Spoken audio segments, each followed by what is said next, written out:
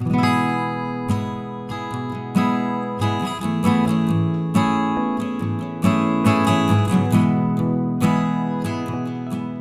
estamos no mês da família e lembrando de uma família muito especial, lembrando de uma mãe muito especial. Eu queria te convidar então a abrir sua Bíblia comigo no Evangelho segundo Mateus, no capítulo 1. Evangelho segundo Mateus, capítulo 1, primeiro capítulo.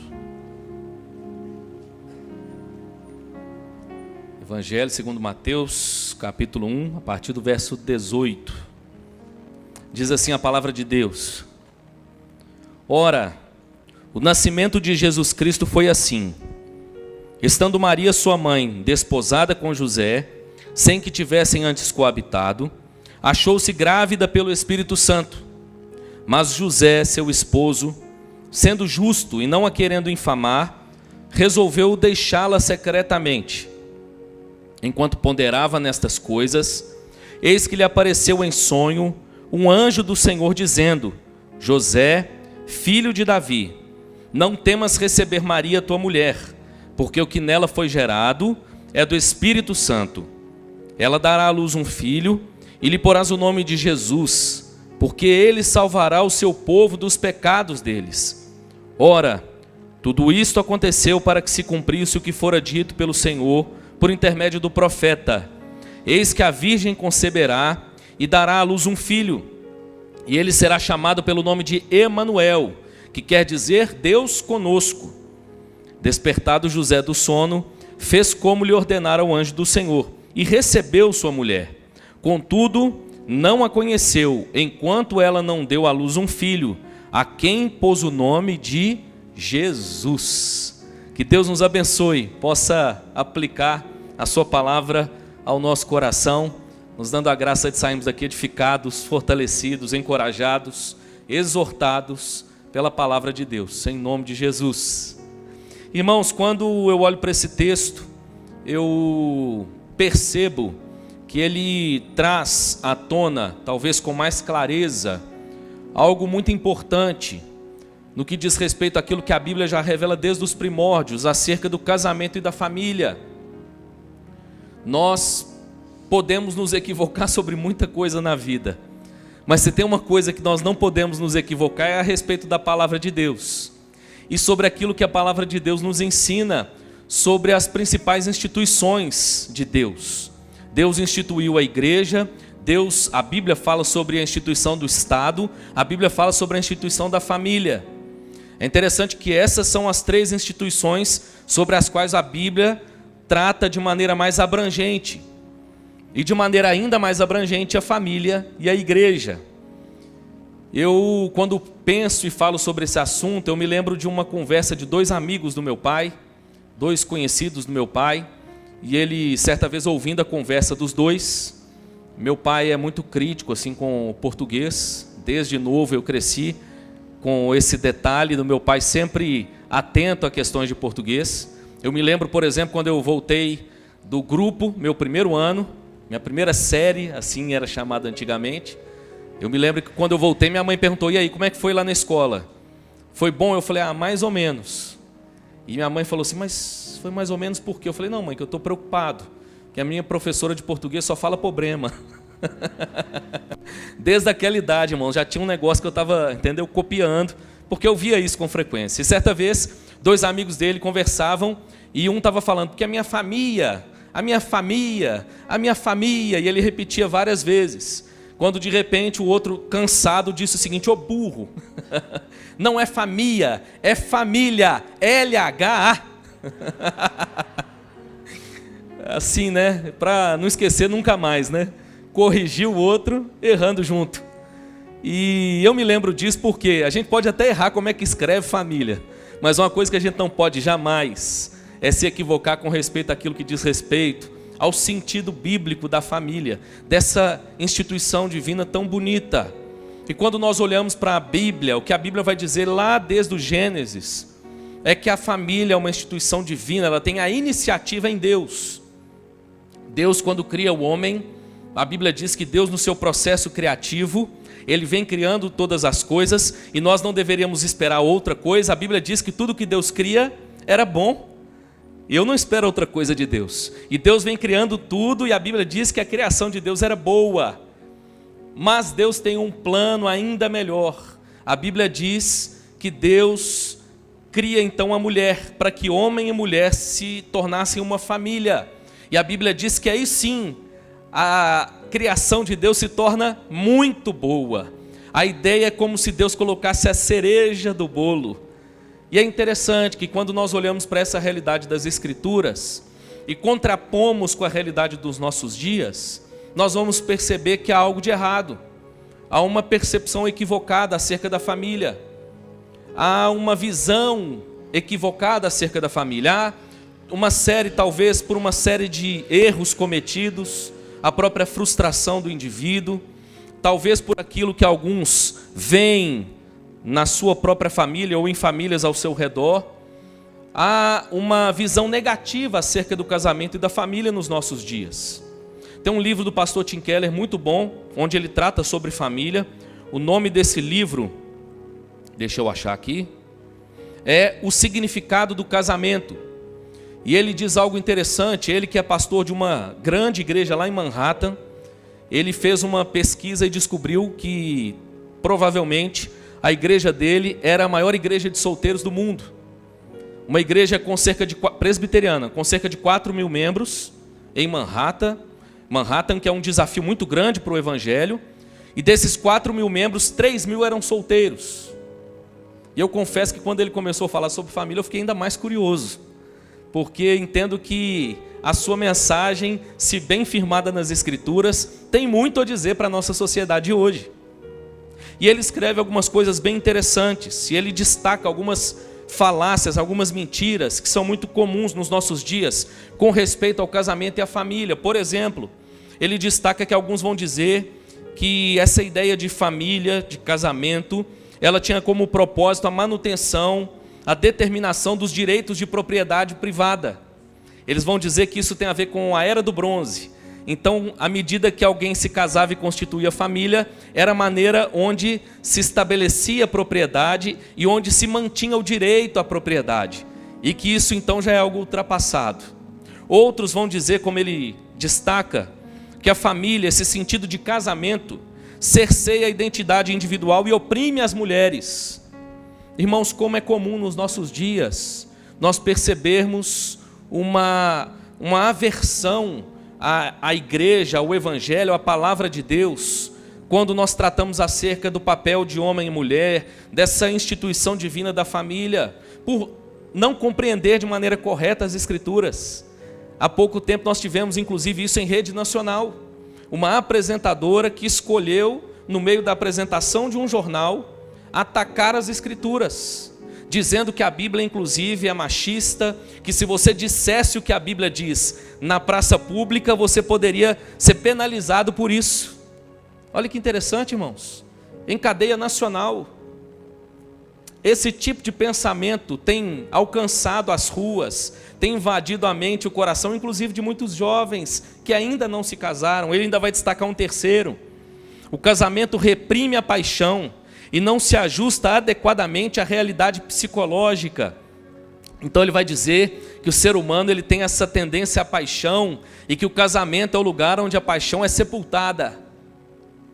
Está isso aí, irmãos, de maneira muito clara na nossa sociedade. O que vale é o sentimento avassalador, incontrolável, que um homem ou que uma mulher nutre por um homem. E aliás, até mais do que isso hoje em dia. A nossa sociedade valoriza isso demais, mas infelizmente muita gente que diz ter a Bíblia como regra de fé e prática, como palavra de Deus, às vezes segue esse fluxo e deixa de perceber a verdade das Escrituras para o casamento e para a família. Ele destaca ainda uma quarta e última mentira. Alguns vão inclusive dizer isso com frequência: casamento é apenas um pedaço de papel, o que importa é o nosso relacionamento. Não, pastor, nós vivemos bem lá dentro de casa, casamento é só ir lá no cartório e assinar um papel, é só isso. Mas quando nós olhamos para a Bíblia, nós vamos perceber o quanto a Bíblia dignifica o casamento, o quanto a Bíblia destaca o papel do casamento para a manutenção de uma vida equilibrada em sociedade. Talvez nos nossos dias esse seja um dos assuntos que nós mais precisamos trazer à realidade, porque nunca vimos tanto ataque a verdades e princípios e valores das Escrituras com respeito à família. Essa é a área, inclusive, onde muitos, que até são admiradores da Bíblia, vão dizer assim, não, esse livro é retrógrado, nisso aqui ele é ultrapassado, nisso aqui ele aborda ele sofreu influência de uma cultura que já ficou no tempo. Mas desde o Gênesis, o que nós vamos perceber é que o casamento não é um fim em si mesmo. O casamento é uma missão dada por Deus ao homem e à mulher. Desde o início, Deus dá uma ordem, e a ordem de Deus é: deixará o homem pai e mãe e se unirá à sua mulher, os dois se tornarão uma só carne. E esse casal recebe inclusive outras ordens de Deus, que eu não quero me demorar sobre isso, mas essas ordens dizem respeito tanto à relação com Deus, à relação com o próximo, à relação com as coisas criadas, com a cultura. Deus faz da família esse núcleo onde nós nos unimos para cumprir uma missão. E talvez esse seja um dos casais onde isso fique mais claro. Eles receberam de maneira clara uma missão de Deus, uma missão muito nobre, uma missão muito importante. Algumas pessoas hoje admiram muito Jesus Cristo, mas esquecem que inclusive o sentido bíblico de família foi importante na própria geração de Cristo. A Bíblia destaca a sua genealogia aí no capítulo 1 de Mateus. E esse casal então recebe de Deus uma missão de maneira muito clara. Talvez a partir dessa missão mais clara, fique mais fácil para a gente entender também que nós temos da parte de Deus uma missão para vivermos em família. É interessante que ouvindo acerca disso, pode ser que você, meu jovem, que ainda não é casado, ou até jovem adulto, ou até adulto, jovem, ou até mais do que isso, pense que esse assunto não é para você, mas eu quero te dizer que esse assunto é muito importante para todos nós. Eu quero te dizer que há necessidade, nos nossos dias, de trazermos de volta uma reflexão sobre o casamento e a família como essa missão divina. Os nossos jovens precisam ser novamente expostos com muita precisão a essa verdade, precisam ser expostos a uma visão mais realista, ao mesmo tempo que gloriosa, do que é o casamento e a família. Uma visão não utópica, não ilusória. É interessante que ministrando curso de noivos, e aqui não estou mencionando nenhum casal especificamente, viu? Porque eu estou ministrando agora para um casal da IPVO, não estou falando deles. Mas em geral a gente percebe que os noivos chegam com uma visão muito utópica, muito ilusória acerca do casamento. A começar pela sexualidade. Há uma dificuldade de perceber que o casamento e a família trarão para a gente alguns desafios. Algumas questões difíceis. E essa visão romântica, ela é importante de ser desconstruída sim, mas ao mesmo tempo, irmãos, ao mesmo tempo em que nós trazemos a percepção para essa ideia da realidade, precisamos demonstrar à luz da palavra de Deus que o casamento e a família, essa verdade é gloriosa, é poderosa. Como nós carecemos inclusive de exemplos nos nossos dias, para contemplarmos essa verdade, que Deus nos dê a graça de sermos a geração que resgata os exemplos de casamento e família em nome de Jesus. Muitos de nós que crescemos na igreja, crescemos com belas histórias, mas de repente, à medida que o tempo se passou, temos visto tanta coisa ruim, irmãos. Mas que Deus nos dê a graça de resgatar essa verdade, essa percepção dessa missão divina. Tim Keller, então, eu termino o comentário do livro dele aqui, nessa introdução. Ele diz que há duas coisas destrutivas para os solteiros. A primeira é pressa para casar, sem entender direito o que significa o casamento e a família. E a segunda é descartar a ideia do casamento. Nós estamos, irmãos, entre essas duas realidades hoje, com muita frequência. Nossos jovens se casam muitas vezes sem entender a complexidade da vida a dois, sem sequer conhecer a pessoa com quem viverão o resto da vida. Precisamos, irmãos, de equilibrar isso novamente, Que Deus te dê a graça, meu jovem, de ouvir nessa noite essa reflexão e entender que ela é para você também, em nome de Jesus. Olhando então para esse casal que recebeu essa grande missão da parte de Deus, José e Maria, a missão que eles receberam para que através da sua família fosse gerado Jesus Cristo. Nós então podemos pensar também e olhar para a realidade desse casal e extrair daqui algumas características desse casal que cumpre a sua missão. Nessa noite eu quero pensar sobre isso com você. Há um casal aqui que recebeu uma missão de Deus e cumpriu essa missão. Eu e você também recebemos de Deus uma missão. Precisamos cumpri-la em nome de Jesus. Quando nós olhamos então para a realidade desse casal, e quero aqui destacar o papel dos dois no cumprimento dessa missão, é muito comum pela nossa herança. Vou pegar a dica aqui do Ré Hernandes de semana passada, gostei da sabedoria dele aqui. A nossa herança na teologia romana, é muito comum, irmãos, que por causa dessa herança haja uma percepção muito grande do papel de Maria, mas se descarte o fato de que a Bíblia menciona José aqui com um grau de importância também muito grande. Se você der uma lida nos versos anteriores aos que nós lemos, a Bíblia vai dizer que a genealogia de Jesus está ligada ao cumprimento profético. Ele seria raiz de Davi, filho de Davi, no sentido em que essa genealogia se cumpre, porque o seu pai era dessa linhagem, José era dessa linhagem. Ainda que Cristo tenha gerado no ventre de Maria, tenha sido gerado pelo Espírito Santo, sem que José e Maria tivessem tido relações sexuais, José cumpre um papel muito importante. José também cumpriu a sua missão. Eu e você precisamos cumprir a nossa, em nome de Jesus.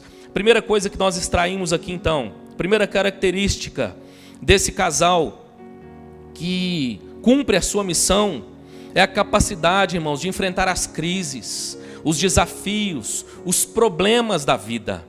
O verso 19 vai descrever isso para nós. Ele diz assim: mas José, seu esposo, sendo justo e não a querendo infamar, resolveu deixá-la secretamente. Mas aí vem o verso 20 e diz que enquanto ele ponderava nessas coisas, ele também recebe uma visitação angelical. Em palavras mais claras, o que o texto está dizendo, irmãos, e a gente precisa perceber, é que houve um grande desafio sendo apresentado por Deus a José e a Maria. Talvez você tenha se casado sem pensar sobre isso, mas hoje eu quero te dizer que o casamento traz para nós grandes desafios, grandes crises, grandes problemas. É impossível um casamento feliz sem essa realidade de enfrentarmos as crises, os problemas que certamente sobrevirão sobre qualquer casal. A nossa cultura, irmãos, é a cultura que foge dos problemas. Ao menor sinal de crise, ao menor sinal de problema, a nossa cultura tem abandonado a vida a dois, entendendo que a fuga é o melhor remédio, mas eu quero te dizer que não é. A fuga não é o melhor remédio. O melhor remédio, irmãos, é enfrentarmos os problemas. Somos assim em relação a tanta coisa na vida, e fico me perguntando, por que, irmãos, nós mudamos isso quando diz respeito ao casamento e à família? Por exemplo, a nossa cultura fala tanto sobre resiliência. Resiliência no trabalho, resiliência em relação às emoções, resiliência em relação à profissão, resiliência em tanto sentido, mas quando nós falamos de casamento e família, com tanta facilidade, o homem pós-moderno abandona a vida a dois. Eu quero te desafiar nessa noite, meu irmão, a olhar para a realidade do seu casamento, e se porventura você estiver passando por uma crise, por uma adversidade, por um problema hoje, entender que essa é uma realidade comum ao casamento, e que Deus é glorificado quando nós nos levantamos e nos dispomos a enfrentar essas coisas. É interessante, irmãos, que mesmo aquele que vive a profissão dos sonhos, a nossa cultura também tem essa, de certa forma, até utopia. Não, eu quero trabalhar com o que eu gosto. A sensação é de que trabalhar com o que eu gosto não vai trazer para mim nenhum tipo de desafio, de fardo, de problema. Mas mesmo quando nós trabalhamos com o que a gente gosta, tem dia que a gente acorda e é difícil. Tem dia que a gente lida com um cliente, de repente, que é complicado. Tem dia que a gente vai lidar com um chefe ou com um subordinado, que é difícil de lidar. Tem dia, irmãos, que a gente preferia que não tivesse existido. Mas sabe o que acontece? A gente levanta no mesmo horário, a gente toma o café, troca a nossa roupa e vai e enfrenta. Porque a gente sabe que não há sucesso profissional sem enfrentar essas coisas. Mas quando chega no casamento e na família, irmãos, muitas vezes nós desistimos com tanta facilidade. Olha para a realidade de José e Maria. Eles tinham pouca idade, não eram pessoas muito experientes. E esses jovens agora, diante dessa realidade, eles já estavam se preparando para o casamento. Aqui a realidade é muito próxima ao que hoje nós chamamos de noivado. Já havia um compromisso entre eles, mas esse compromisso ainda não tinha sido consumado. E como é que se consumava o casamento? Hoje em dia, você vai no cartório, assina o documento e a partir dali se consuma o casamento. Naquela época não tinha o cartório. E basicamente um casamento era consumado pelo testemunho público, havia uma cerimônia pública, a ideia do testemunho era muito importante, mas quando o casal se deitava. E isso ainda não havia acontecido, como diz o texto. Mas esse casal já entendeu desde cedo que o casamento e a família traz desafios. E é interessante que José era como eu e você, homem. Nós muitas vezes queremos uma saída mais fácil, até quando temos a melhor das intenções. O texto diz que esse casal então enfrentava esse desafio de pouca idade, costumes rigorosos. A mulher, a gente precisa lembrar, que era pega em adultério, ela era apedrejada até a morte. E de repente Maria vai aparecer com a barriguinha crescendo. E como é que nós vamos explicar isso? Porque nós não casamos ainda. O que é que nós vamos falar? Quando a gente disser que é fruto do Espírito Santo, será que as pessoas vão acreditar? José tem então uma brilhante ideia. José está ponderando sobre a possibilidade de deixar Maria, para que a culpa recaísse sobre ele. Provavelmente diriam: olha, esse moço abusou dela antes do casamento, por isso que ele fugiu. José tem inclusive uma ideia assim bem racional para resolver o problema. Mas ele recebe uma visitação divina, uma visitação de um mensageiro divino. E junto a Maria, eles resolvem enfrentar o problema. Irmãos, e o problema não era pequeno. Lembre de todo o drama, como eles precisaram sair da sua realidade para que o bebê nascesse. Todo o contexto da dificuldade para que aquele bebê chegasse ao mundo. Mas esse casal enfrentou os desafios que lhe sobrevieram, porque eles entendiam que era uma missão divina. Meu irmão, eu e você também recebemos da parte de Deus uma missão. E quando uma saída mais fácil aparecer diante de você, faça como José. O legal do texto é que ele ponderava nessas coisas. José não sai tomando a decisão de qualquer jeito. Ele pensava antes de agir. E é importante, irmãos, que a gente pense, que a gente traga à luz aquilo que a gente já aprendeu da palavra de Deus, para que pela palavra de Deus nós sejamos exortados, assim como aquele anjo exortou a José, e assim nós possamos cumprir o propósito de Deus para nós. Um casal que cumpre a sua missão, ele enfrenta as crises, os desafios da vida.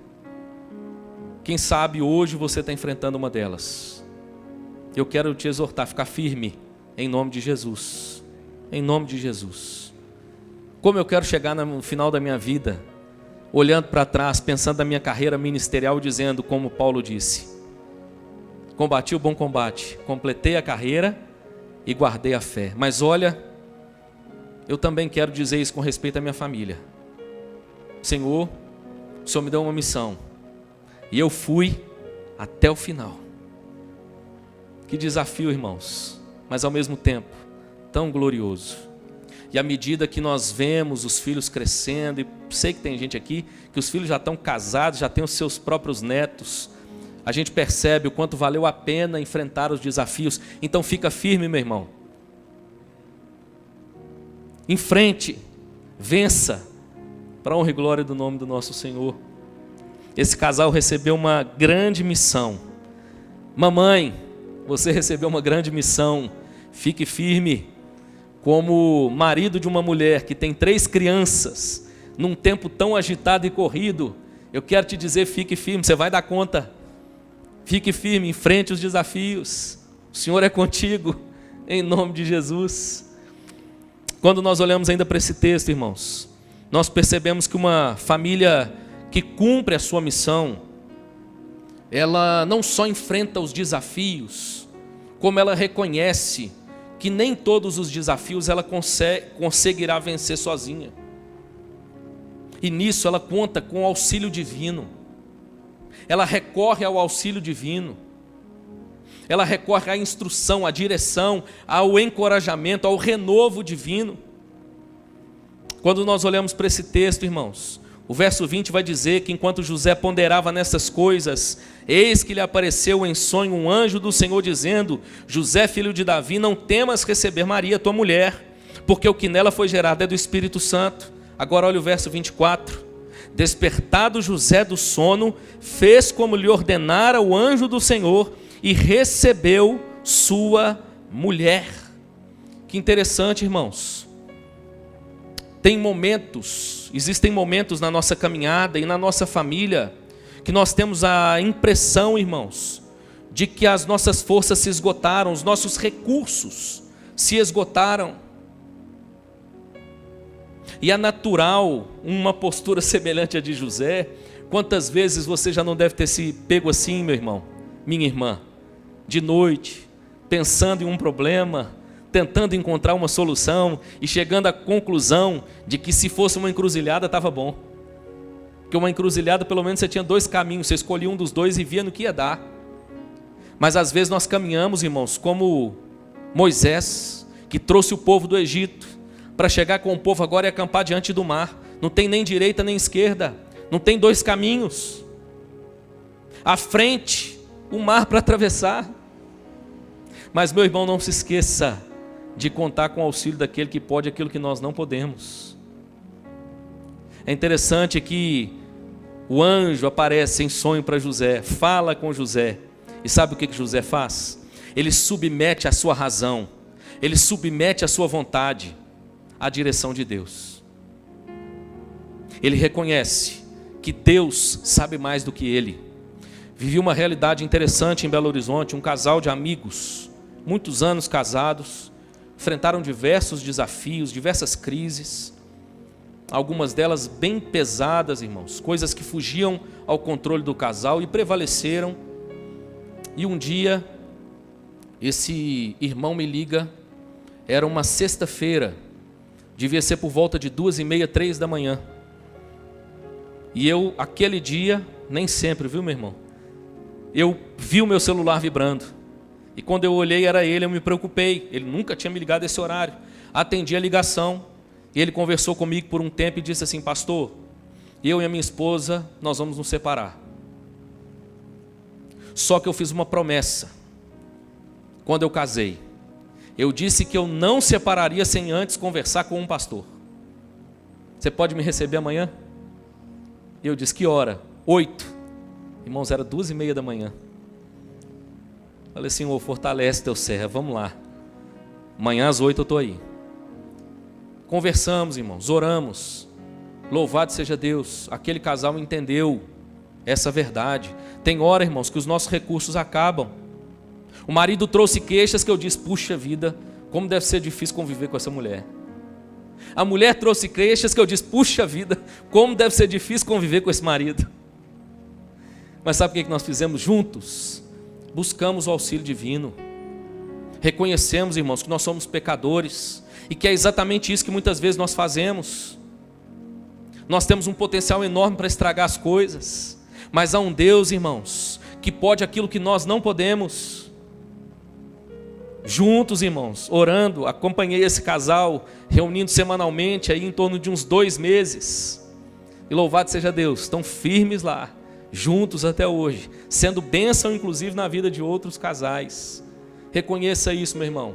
Tem hora que as nossas forças se esvaem, mas há um Deus que é todo poderoso. Nós precisamos contar com o seu auxílio. A sua melhor ideia pode ser uma péssima ideia. A sua melhor solução, seu melhor remédio, ainda pode ser um péssimo remédio. Um casal que cumpre a sua missão reconhece isso. Tem hora que a gente precisa recorrer ao auxílio divino. É tudo que nos resta. Louvado seja Deus, porque nós estamos diante de um Deus que tem poder para restaurar e mudar todas as coisas. Por último, nós olhamos para esse casal e descobrimos, irmãos, ainda, além de percebermos que uma família que cumpre a sua missão, ela enfrenta crises, ela enfrenta desafios, ela olha para essa realidade e as reconhece como parte da sua jornada e as enfrenta de frente, mas também reconhece que às vezes nos falta solução, mas há um Deus em quem nós podemos confiar, há um Deus com quem nós podemos contar. Não faça como Elimeleque. Deus deu uma promessa para o seu povo. A promessa era para esse povo permanecer na terra, porque ali Deus sustentaria o seu povo. Vem fome na terra, Elimeleque pega a sua esposa Noemi e os seus filhos e sai da terra e vai para Moabe. E lá morre ele e os seus filhos. Antes a fome é em Belém do que essa perda trágica em Moabe, irmãos. É interessante que o contraste do texto lá no livro de Ruth, Boaz, que era filho de uma prostituta, ele fica na terra. E o capítulo 2 de Ruth vai dizer que Deus prosperou Boaz no meio do caos, irmãos. Boaz era um homem de posses, vai dizer o texto. Cuidado, meu irmão, porque a sua melhor ideia ainda pode ser uma péssima ideia. Por último, irmãos, uma família que cumpre sua missão, ela também percebe no seu cotidiano, no seu viver, na sua história, o favor de Deus se manifestando na sua casa. Uma família que cumpre a sua missão, ela desfruta da graça, da bondade, do favor de Deus no seu lar. Essa foi a realidade de José e de Maria. Talvez aqui nós caminhemos para uma reflexão um pouco mais alegórica. José e Maria tiveram o privilégio de gerar o próprio Jesus. E numa espécie de metáfora aqui, meu irmão, por que não dizer que esse talvez seja um dos grandes benefícios da nossa vida em família? Que Cristo seja gerado no nosso lar. Que a vontade de Deus se cumpra na nossa casa. E olha que bonito, irmãos, esse casal enfrentou crises, mas ao mesmo tempo desfrutou de favor da parte de Deus. Algo interessante que passa despercebido ao olhar de muitas pessoas. Uma dúvida que surge para muitos: pastor, Maria, ela permaneceu virgem até o final da vida? Não é isso que as Escrituras dizem. E não pense com isso que nós estamos menosprezando o papel de Maria. Estamos simplesmente reconhecendo o seu papel segundo as Escrituras.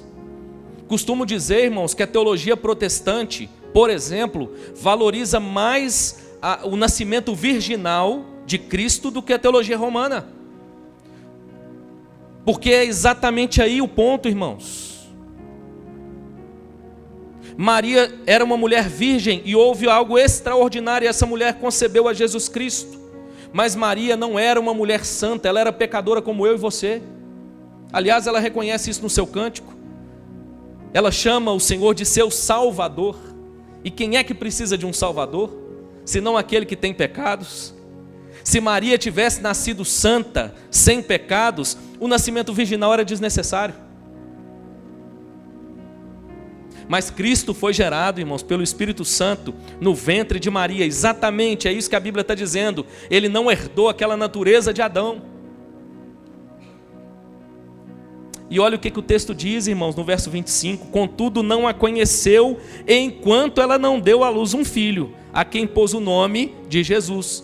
Em entrelinhas, o texto está dizendo: isso aconteceu apenas depois do nascimento de Jesus. Pastor, há algum texto na Bíblia para provar isso? Claro que há. Evangelho de Marcos, capítulo 6. Dá uma olhadinha comigo lá, por favor. Nós já vamos terminar. Evangelho segundo Marcos, capítulo 6, verso 3. A palavra de Deus diz assim.